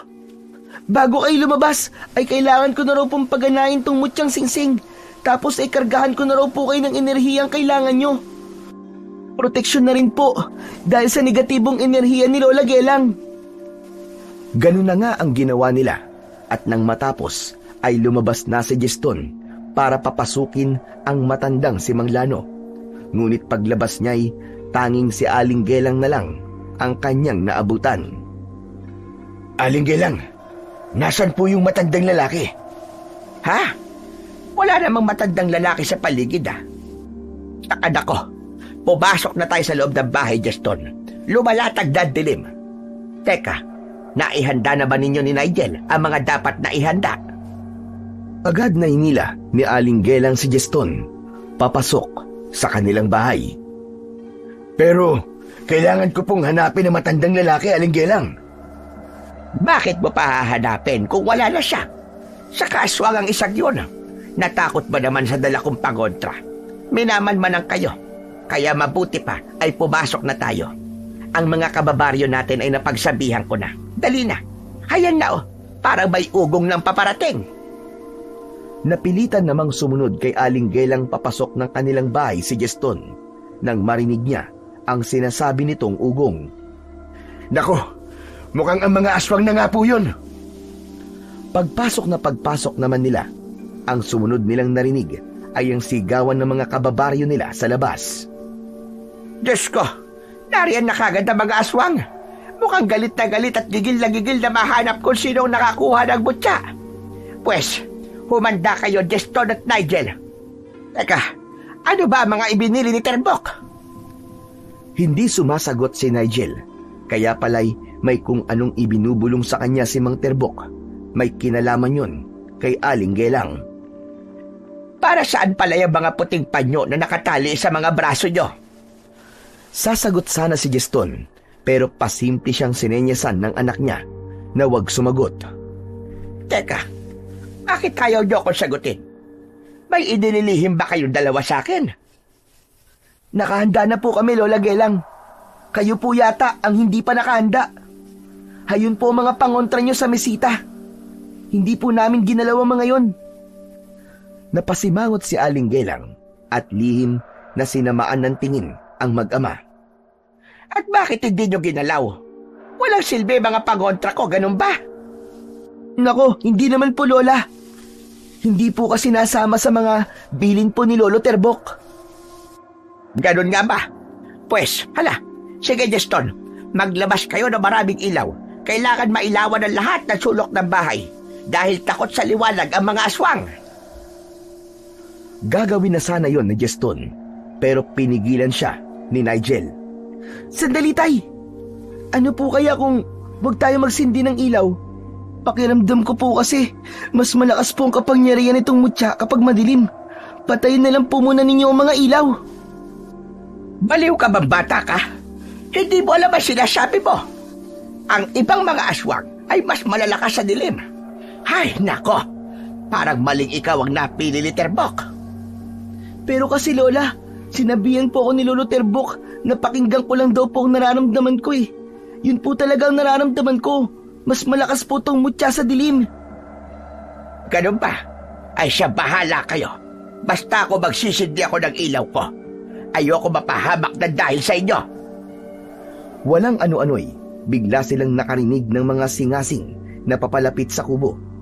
Maririnig din ang mga pagsinghot ng malakas na mga aswang na parabang may hinahanap na amoy. Hanggang sa biglang kinalampag ng mga aswang ang mga dingding ng bahay. Oh, haya na nga sila. Bahala kayo kung ayaw nyo magsindi ng mga ilaw. Tatakas ako rito. Bahala rin kayo kung ayaw nyo sumunod sa akin. Mabilis na kumilos si Aling Gelang. Dinampot ang kanyang mga pangontra sa ibabaw ng mesita. Kinuha ang isang gaserang namataan sa isang gilid ng dingding. Sinindihan yun at walang sabi-sabing lumabas ng bahay. Umugong naman ang mga atungal ng mga aswang sa labas. Pero katakatakang hindi tinangka ng mga itong saktan si Aling Gelang. Hinayaan lang ng mga itong makatakas ang matanda. Paano na yan, anak? Iniwan na tayo ni Aling Gelang. Wala na tayong kasamang antingero. Huwag kayong mag-alala, tay. Ayos lang po na hindi natin kasama si Lola Gelang. Di ba nga po ay sinabihan tayo ni Lolo Terbok na mag-ingat po sa kanya? Oo nga pala, no? Pero, paano na pala yan ngayon, anak? Mukhang pwersa ang papasukin ng mga aswang tong bahay natin. Alam mo na bang paganahin niyang mutya? Nang puntong yoy, sinimulan na ngang sirain ng mga aswang ang mga dingding ng bahay ni Jeston. Ang inilagay nilang mga pangontra ay isa-isang umusok. Maririnig ang pabiglang pag-ungol ng mga aswang dahil sa pagkapaso. Tay, ihanda niyo po ang mga langis sa pangontra. Sabi po ni Lolo Terbok, sabuyan daw po natin ang bawat aswang na mararamdaman natin sa paligid na hindi natin nakikita sa dilim. Mararamdaman daw po natin kung may lumalapit dahil sa suot nating puting panyo. Pagkasabi nun ni Nigel, ay naramdaman kagad ni Jeston na may isang aswang ang nakapasok at papalapit sa kanya. Agad niyang sinabuyan ang banda kung nasaan ito. Agad na umusok ang katawan ng nasabuyang aswang at malakas na napaatungal. Ay, lumipat po kagad kayo ng pwesto para hindi nila kayo masundan. Maya-maya pa, biglang may dumukwang sa direksyon ni Nigel. Ah! Aswang! Pwes, etong sa'yo! Naparami ang naisaboy na langis ni Nigel, kaya halos patakbong umatungal ng malakas ang aswang. Grabe ang pag-usok ng katawan nito. Alertong kumilos si Nigel at lumipat ng ibang pwesto. Nagtago naman siya sa likuran ng kanilang aparador. Anak, ayos ka lang ba? Hindi sinagot ni Nigel ang bulong ng kanyang itay para hindi matukoy ng nakapasok na aswang kung nasan siya. Nang sandali ring yun, ay bigla na lamang may kakaibang nangyayari sa kanyang paningin. Parang nakikita niya kung nasaan ang mga aswang kahit madilim. Kulay mamula-mula ang tingin niya sa bulto ng mga aswang. Ibinaling niya ang kanyang paningin sa bandang kinaroroonan ng kanyang itay. Ang tingin naman niya sa bulto nito ay kulay berde. Kasunod ng nadiskubre yun ni Nigel ay narinig niya ang tinig ni Lolo Terbok. Ayon dito, isa raw yun sa pinagana nitong kapangyarihan ng kanyang mutya. Maya-maya pa, napansin ni Nigel na may 3 aswang ang sabay-sabay na papalapit sa kinaroroonan ng kanyang itay. Natatarantang inihanda niya ang hawak niyang pangontrang langis. Nang dudukwangin na sana ng 3 aswang ang itay ni Nigel, ay mabilis siyang tumakbo at isa-isang sinabuyan ng langis ang mga yun. Dapa, itay! May 3 aswang na nasa tabi nyo! Masunog kayo! Masunog kayo! Nagwawalang sabay-sabay na umatungal sa sakit ang 3 aswang at patakbong lumayo, palabas ng bahay. Tay! Lumipat po kayo! Dali! Mabilis silang kumilos. Nakita ni Nigel na nagtago naman ngayon ang itay niya sa likod ng kanilang lumang baul. Para maprotektahan ito'y tahimik at palihim niya itong sinundan. Alerto niyang inilibot ang paningin sa kadiliman. Kinabahan siya nang mapansin niyang parami ng parami ang nakakapasok na mga aswang. May nakita pa siyang pulang bulto na parang batang aswang na akay-akay ng isang aswang na mukhang siya ang pinakamalaki. Hanggang sa walang ano-ano'y biglang may kumalabog sa saig. Umalingasaw ang amoy ng gas. Unti-unting nahawi ang mga bulto ng mga aswang sa paligid. Parang nagsipagtago saglit. Maya-maya pa, may narinig silang parang nagkikiskis ng kung ano. Hinanap ni Nigel kung saang banda yun. Nakita niya ang kulay pulang bulto na may ilang patsi ng kulay berde sa may pintuan. Parang hugis babae. Sumunod at may inihagis itong dila ng apoy sa saig, sabay bira ng mabagal na pagtakbo palayo. Lumagablab at kumalat ang apoy. Nalantad sina Jeston at Nigel na parehong nagulat sa nangyari. Masusunog ang bahay natin, anak! Makukulong tayo rito ng apoy! Kailangan may gawin tayo! Mabilis na hinalungkat ni Jeston ang lumang baul at naghanap ng kahit na anong magagamit. Nakakita siya ng munting palakol. Kinuha niya't binalingan ang munting bintana. Sinimulan niya itong bakbakin. Si Nigel naman ay may napansing 2 aninong mabilis na gumapang sa sahig. Kinabahan siya pagkat hindi niya nakikita kung kanino ang mga yon. Tay, bilisan nyo! Mabilis pong kumakalat ang apoy! Tapos po, may aninong papalapit sa atin! Teka po, parang... Mariing napakapa si Nigel sa puting panyong nakatali sa kanyang braso. Ramdam niyang umiinit na naman yun. Narinig niya ang tinig ni Mang Terbok. Pahiran daw niya ng pangontrang langis ang ibabaw ng panyo. Agad niya yung sinunod. Pagkapahid niya'y biglang unti-unting parang nakikita niya ang totoong katauhan ng nagmamay-ari ng mga anino. Kaya lang ay medyo malabo. Hindi niya mamukaan ang mga yon, pero nakatitiyak siyang mga aswang din ang mga yon. Mga aswang na invisible? Anino lang nila ang nakikita? Binulungan ni Mang Terbok si Nigel na sabuyan ng pangontrang langis ang dalawang bultong yon kapag nagdangka na lumapit sa kanila. Ngunit tila iwas naman ang mga ito na lumapit sa kanila.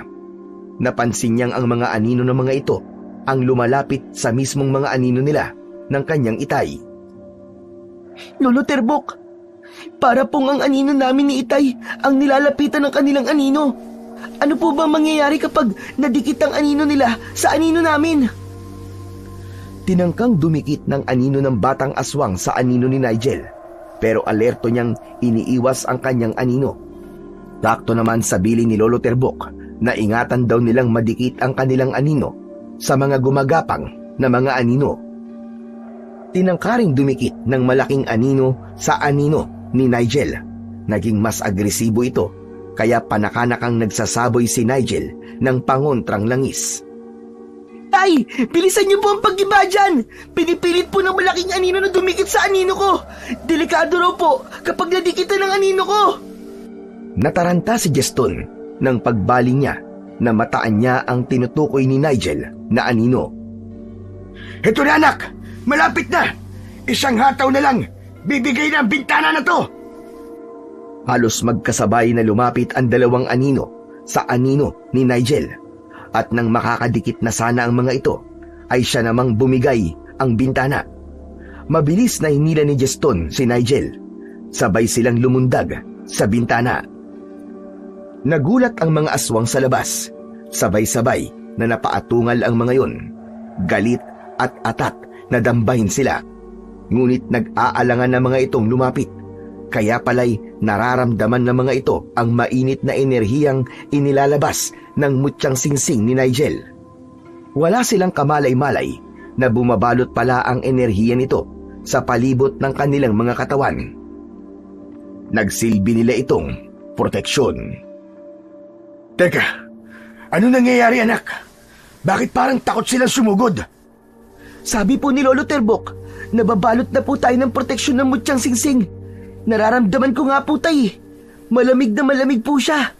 Kayo po ba? Pinakiramdaman ni Mang Jeston ang sarili. Nanlaki ang mga mata niya nang mapagtantong may bumabalot din sa kanya. Nako, oo nga anak no. Malamig-lamig nga. Para akong kinikilig eh. Magtatawanan pa sana sila nang imuestra pa ni Mang Jeston kung paano ba ang kinikilig. Ngunit kagad silang natigilan nang may isang aswang na malakas na umatungal sa isang banda. Pagbaling nila, ang dalawang aninong gumagapang sa lupa ang isa sa mga yon. Humanda na naman ang mga itong tangkaing lapitan ang mga anino ng mag-ama. Lagot, hayan na naman ang mga anino anak. Teka, parang nakikita ko kung kaninong anino ang mga yan ha. Kaya lang malabo. Mag-amang aswang. Aba, mukhang may kakaiba silang kakayahan. Pero bakit parang nakikita ko sila anak? Nakikita ko rin po sila Itay. Malabo nga lang po. Hindi ko sila mamukaan. Siguro po dahil po yan sa paggana ng enerhiya ng mutya sa inyo.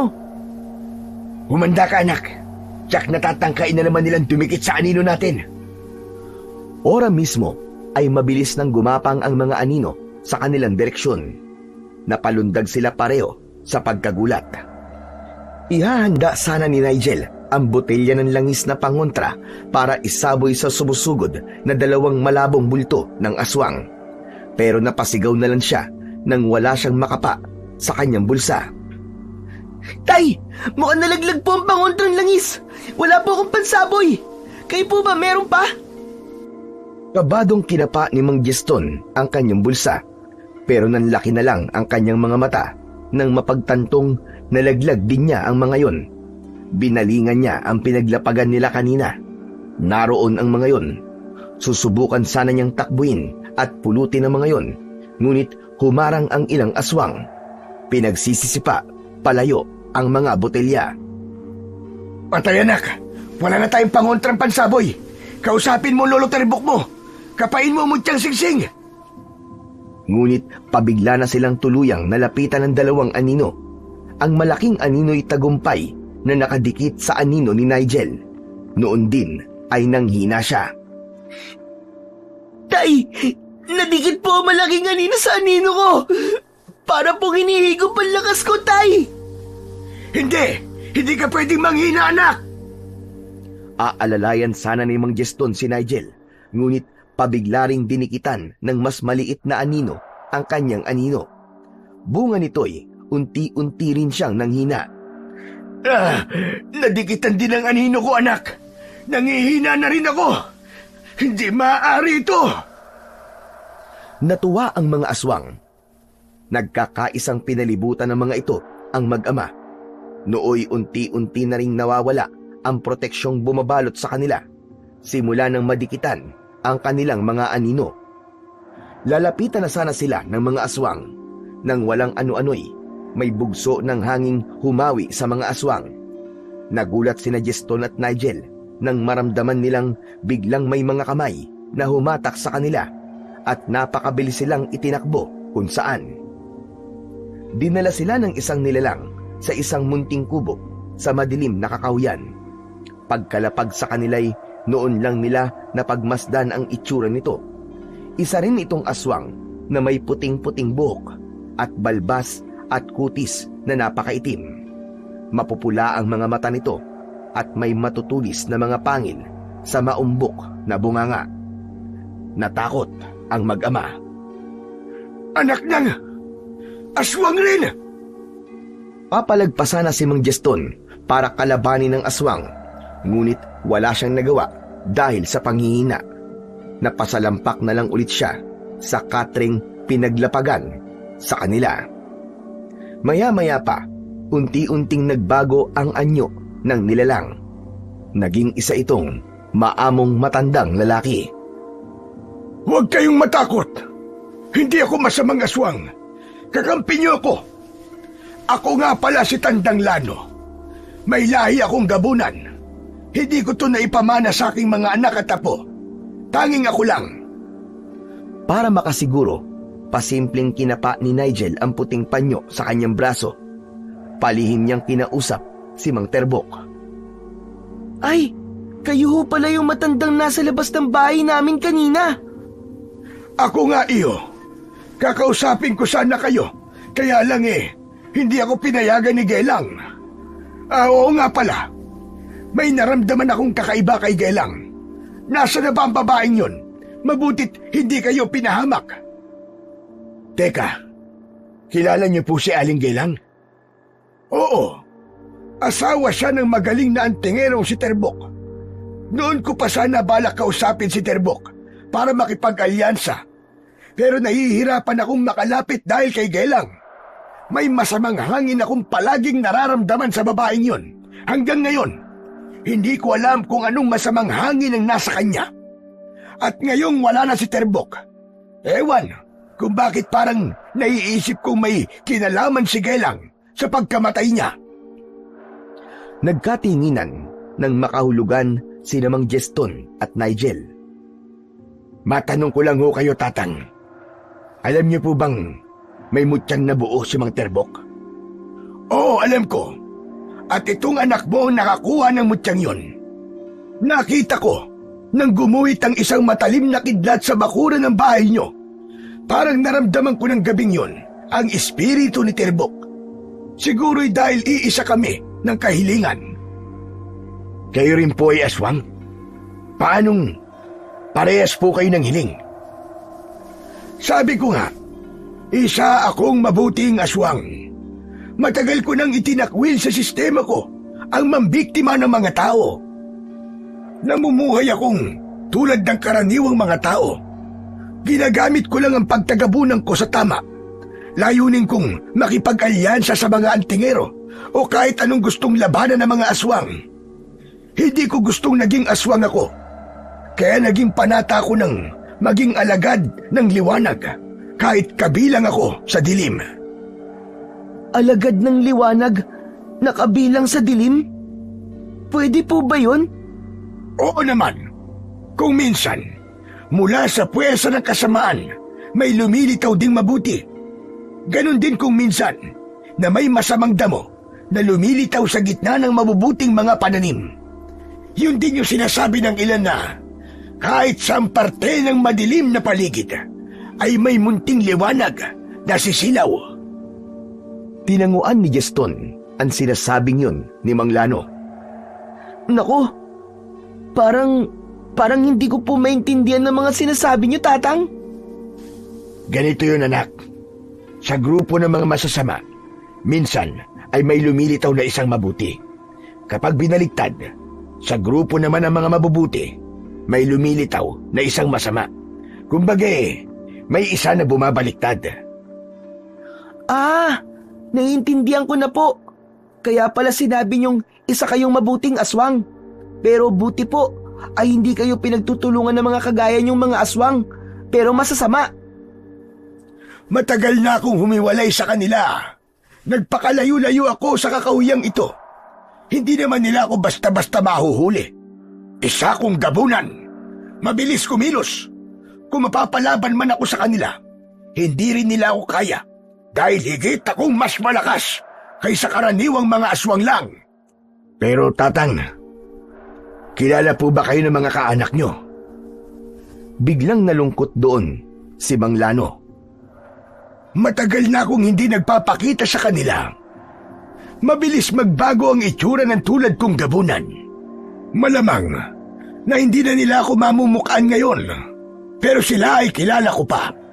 Paminsan-minsan ay lihim ko silang dinadalaw at minamatyagan. May isang anak ko lang ang medyo nahihirapan akong matyagan. Pero kaninang hinata ko kayo ay parang naramdaman ko ang presensya niya. Inilibot ko ang paningin ko at inisa-isang mga aswang kanina, pero hindi ko siya nakita. Yun ay pinagtataka ko. Teka po, naramdaman niyo po siya, pero hindi niyo po siya nakita. Ah, baka po anak niyo yung aninong dumikit kanina sa anino namin ni Tatay. Ano ka mo, anino? Wala akong anak na anino lang. Pinagtulungang ipaliwanag ni Mang Gaston at Nigel ang lahat ng ganap tungkol sa dalawang anino. Mukhang may espesyal na kakayahan ng dalawang aninong yon. Posibleng ang anak ko ang isa. Pwede ring baka apo ko ang kasama niya. Hayaan nyo, at ngayon din ay lalabas ako para matyagaan ang isa kong anak. Kayo naman ay dumito lang muna hanggang sa manumbalik ang inyong lakas. Huwag kayong mag-alala. Hindi kayo matutuntun ng mga kalahi kong aswang dito. Isa pa, ay may alaga akong sigbin sa labas nitong bahay ko. Sila ang magbabantay sa inyo. Nang gabing yun, ay agad lumabas si Mang Lano sa anyong gabunan. Ang naiwan namang mag-ama ay humingi ng tulong sa espiritu ni Mang Terbok. May kung anong pinagana si Nigel para panumbalikin ang kanilang lakas.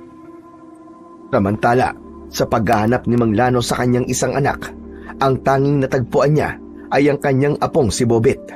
Ang totoo'y, dati pa siyang nakikipagkaibigan dito.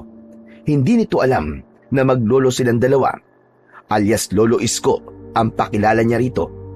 Nilapitan ni Mang Lano si Bobet. Uy, Lolo Isko! Kayo ho pala. Kumusta na po kayo? Heto, mabuti naman ako. Nasaan pala ang tatay mo? Bakit hindi mo siya kasama? Sumama po kasi siya kay Lola Gelang eh. Kasama po ang iba pang mga aswang. May mahalaga raw po silang pag-uusapan. Tungkol po yata sa kung paano po tatalunin sina Nigel at ang kanyang tatay. Alam niyo po bang sila ang nakakuha ng mutya at magiging kalaban po nating mga aswang? Nabigla si Mang Lano, ngunit hindi niya ipinahalata kay Bobet. Ganun ba? Siya nga pala, Bobet. Di ba't ayaw mo na rin maging isang aswang tulad ko? Sumama ka na lang kaya sa akin. Tingin ko hindi basta-basta ang mutyang nakuha ni na Nigel. Mutya yun ng isang antingero. Hindi ba kaibigan mo si Nigel? Opo, pero hindi na po ngayon. Kaaway na po natin siya. Kung magiging kakampi po natin siya, siyempre, magiging magkaibigan pa rin kami. Paano kung kakampi ko siya? Sasama ka ba sa amin? Seryoso po ba kayo? Kakampi niyo si Nigel? Oo, nasa bahay ko si na Nigel. Sumama ka sa akin para makita mo sila. Pero, paano po si tatay? Baka patayin niya po ako kapag nalaman niyang kumampi po ako sa kalaban. Magpapaliwanag pa sana si Mang Lano pero bigla siyang nakarinig ng mga kaluskos na paparating. Dali-dali siya nagtago kung saan nang lumitaw ang anak niyang si Bembol. Inausap ni Bembol si Bobet. Pagkaraan ay isinama ito kung saan lihim silang sinundan ni Mang Lano. Napadpad sila sa isang parte ng kakahuyan na medyo malayo sa bahay ni Mang Lano. Nagtitipon doon ang mga aswang. May nakatayo sa gitna. Walang iba kundi si Aling Gelang na nakasuot ng kulay itim. Umuusal ito ng orasyon habang ang kanang kamay ay ipinapatong isa-isa sa bawat ulo ng mga aswang. Bawat mapagpatungan niya, naglalaho sa hangin. Ang natitira na lang ay ang kanilang mga aninong gumagapang sa damuhan. Anak nang, isa rin palang alagad ng dilim ang Gelang na ito. Isang salamangkerong may alam sa mahikang itim. Siya pala nagbibigay ng espesyal na kakayahan sa mga aswang. Paano na ngayon ang apo ko? Sinikap hanapin ni Mang Lano kung saan naroon ang kanyang apo. Pero kahit na anong gawin niyang hanap, ay hindi niya nakita pagkat puro anino lang lahat, maliban kay Aling Gelang. Maya-maya pa, nagsalita ng malakas si Aling Gelang. Sa kapangyarihan ng prinsipe ng kadiliman, ang iyong mga anino ay nilagyan ko ng kakayahang kontray na kapangyarihan ng mutyang singsing ni Nigel na pinalitaw ng walang buwang kong asawang si Terbok. Ngayon ay humanda mag-amang Nigel at Gaston. Ngayong gabi rin, bago magbukal liwayway, hanapin niyo sila at lapain. Magmula ngayon, wala nang antingero pang lilitaw. Si Terbok na ang kahuli-hulihan. Biglang natigilan si Aling Gelang sa pagtawa nang may naramdaman sa paligid. Teka, parang may kakaibang enerhiya kung nararamdaman sa paligid. May pangahas na pumarito sa balwarte ko. Pwes, mga aswang ko, hulihin niyo ang pangahas na pumasok dito sa teritoryo ko. Ngayon din! Sa takot ni Mang Lano, bago pa man kumilos ang mga aninong aswang, ay ginamit na niya kagad ang bilis kumilos para tumakas.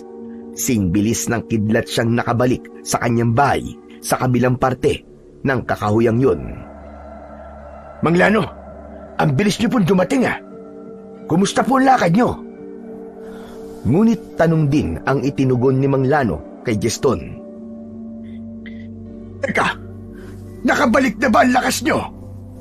Opo, saka ngayon po'y umiinit po mutyang singsing ko. Sandali at pakikinggan ko lang pong ibubulong ni Lolo Terbok. Sandali silang natahimik. Si Mang Lano ay hindi mapakali. Makaraan ng 1 minuto. Ano apo? Anong ibinulong sa iyo ni Terbok? May natuklasan daw po kayo sa pinuntahan nyo. Sabihin na raw po nyo kaagad sa akin. Nararamdaman po ni Lolo Terbok na may paparating po ng mga aswang.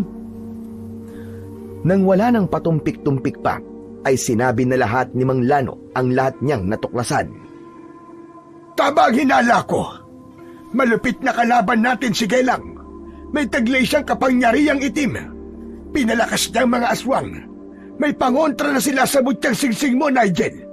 Kaya habang may panahon pa, kailangan natin silang paghandaan.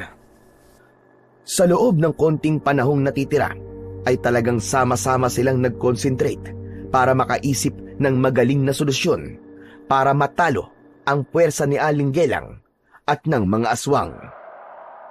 Nakapagdesisyon na ako, Nigel. Matanda na rin ako. Kailangan na talagang makapag-iwan ako ng isang susi sa susunod sa akin na babaguhin ng mga aswang mula sa kuko ng dilim tungo sa liwanag.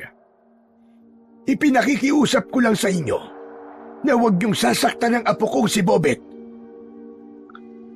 Tagabing yun, isang malungkot na desisyon ang isinagawa ni Nigel at Mang Jeston. Isang sakripisyo ang kailangang ibuwis para sa isang sanib puwersang tatalo sa puwersa ni Aling Gelang at ng pinakamalakas na mga aninong aswang. Sa tulong ng dugo ni Mang Lano at ng espiritu ni Mang Terbok sa nagliliwanag na mutyang singsing ni Nigel, ang espiritu din ni Mang Lano ay sumanib sa espiritu ni Mang Terbok at nagsama sa mutyang singsing. Sa lakas ng puwersang nabuo ay sumaboy ang isang nakakasilaw na liwanag. Matapos ito'y unti-unting napadilat ng mga mata ang mag-amang Jeston at Nigel. Ganun na lamang ang pagkagulat ni Jeston nang mapansin ang mga mata ni Nigel. Paano'y napunta sa kanya ang mga mata ni Mang Terbok at Mang Lano. Sa kanan ay mata ni Mang Terbok, sa kaliwa naman ay mata ni Mang Lano. Nawala na rin ang puting panyong nakatali sa kanang braso ni Nigel. Nalipat ito sa kanyang noo. Ang kanya namang buhok ay naging kulay puting-puti, nakaparis ng kay Mang Lano. Ang mga mata mo, anak! Napunta sa'yo mga mata ni Mang Lano at Mang Terbok. Tapos ang buhok mo, naging kulay puti. Naririnig ko na rin po ang bulong ni Mang Lano sa isip ko, Tay. Pagbaling naman nila sa kinaroroonan kanina ni Mang Lano, ay sobrang nalungkot sila nang makitang wala na itong buhay. Lalapitan sana nila ito para alayan ng dasal, ngunit natigilan sila nang marinig nila ang sunod-sunod na alulong ng mga alagang sigbin ni Mang Lano sa labas. Teka, baka nariyan na mga aswang, anak. Humanda ka! Nanlisik ang mga mata ni Nigel. Ang Lola Gelang na yon, humanda talaga siya sa akin. Sabi po ni na Lolo Terbok at Lolo Lano, siya raw po ang unang-unang dapat kong patayin. Pwes, ipapatikin ko po sa kanya ang lakas ng pagsasanib puwersa ni na Lolo Terbok at Lolo Lano. May paghihiganti ko na rin po sa wakas ang pagkamatay ni Lolo Terbok sa kamay ni Lola Gelang na niloko siya. Teka. Paano naman ako, anak? Paano ko haharapin ang mga aswang na susugod sa akin? Pumikit ka po, Tay. Sasalinan kita ng konti mula sa kapangyarihan ng mutyang singsing. Sabi po ni Lolo Terbok, kahit anong ipalabas ko, ay mapapalabas niyo rin. Nang gabing yon, sa kakahuyang yon, sumiklab ang isang matindi at maingay na sagupaan sa pagitan ng mga aswang na anino at ng mag-amang Jeston at Nigel. Sumali rin sa laban ang mga alagang sigbin ni Mang Lano. Ang mga ito ang tumulong kay Nigel para agad matunton kung saan naroroon si Aling Gelang. Ito man ay naging anino, ngunit nakikita siya ng malinaw ni Nigel sa totoong anyo nito dahil sa mga mata ni Mang Lano at Mang Terbok. Isang bagay lang ang pumigil kay Nigel para tuluyang salakayin ang matanda. Hawak-hawak nito si Bobet. Ha! Akala mo ba ay madali mo ko matatalo, bata? Sige, kalabanin mo ko't papatayin ko ang batang ito. Akala nyo ba ay hindi ko alam na apo ito ni Mang Lano at kaibigan mo? Hindi ako bobong katulad ni Terbok. Nigel, tulungan mo ako. Pinatay niya ang tatay ko. Niloko niya si tatay para makuha ko. Galit na nag-concentrate si Nigel. Pagkaraan ay tumakbo siyang simbilis ng kidlat sa tangkang agawin si Bobet mula sa mga kamay ni Aling Gelang. Ngunit bigo siya sa una niyang pagtatangka dahil naging ganun din kabilis sa naging pagkilos si Aling Gelang. Nakatanggap pa siya ng matinding kalmot mula rito. Ang mga kukupanan nito ay nagiging matutulis din, tulad ng sa mga aswang. Kawawang bata!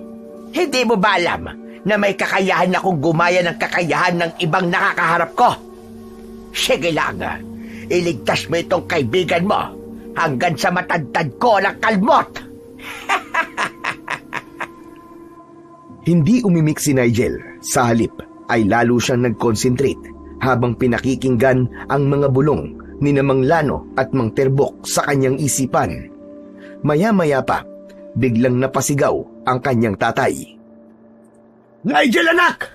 Bilisan mong talunin ang matandang yan! Nahihirapan na kami ng mga sigbin sa pakikipaglaban sa mga aswang na anino! Dahil sa nakikitang paghihirap ng kanyang itay sa pakikipaglaban, ay galit na naikuyom niya ang kanyang mga kamao.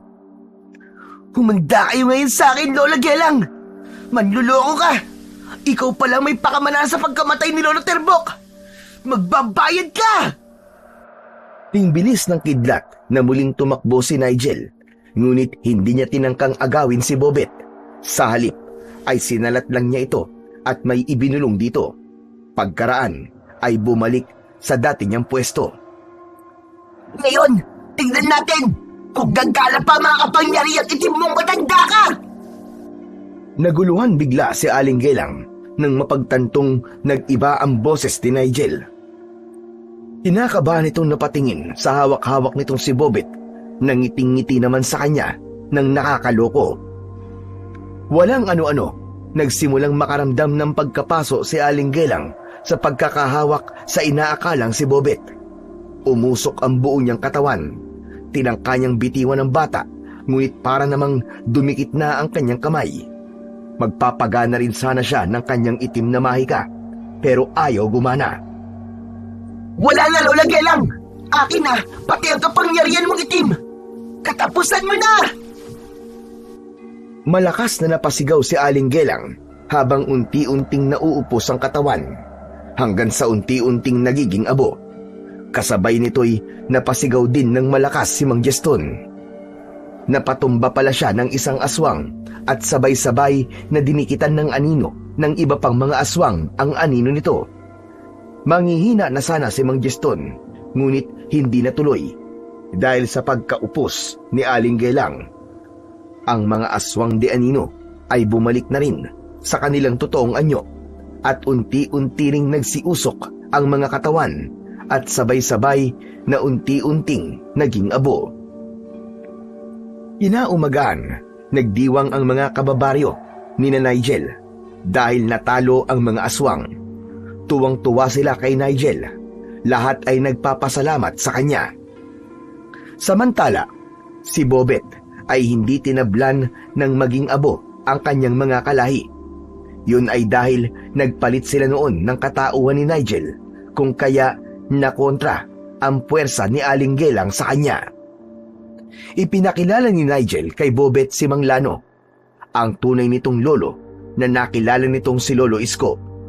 Isinama nila ito sa bahay ng matanda kung saan naroon pa ang bangkay ni Mang Lano.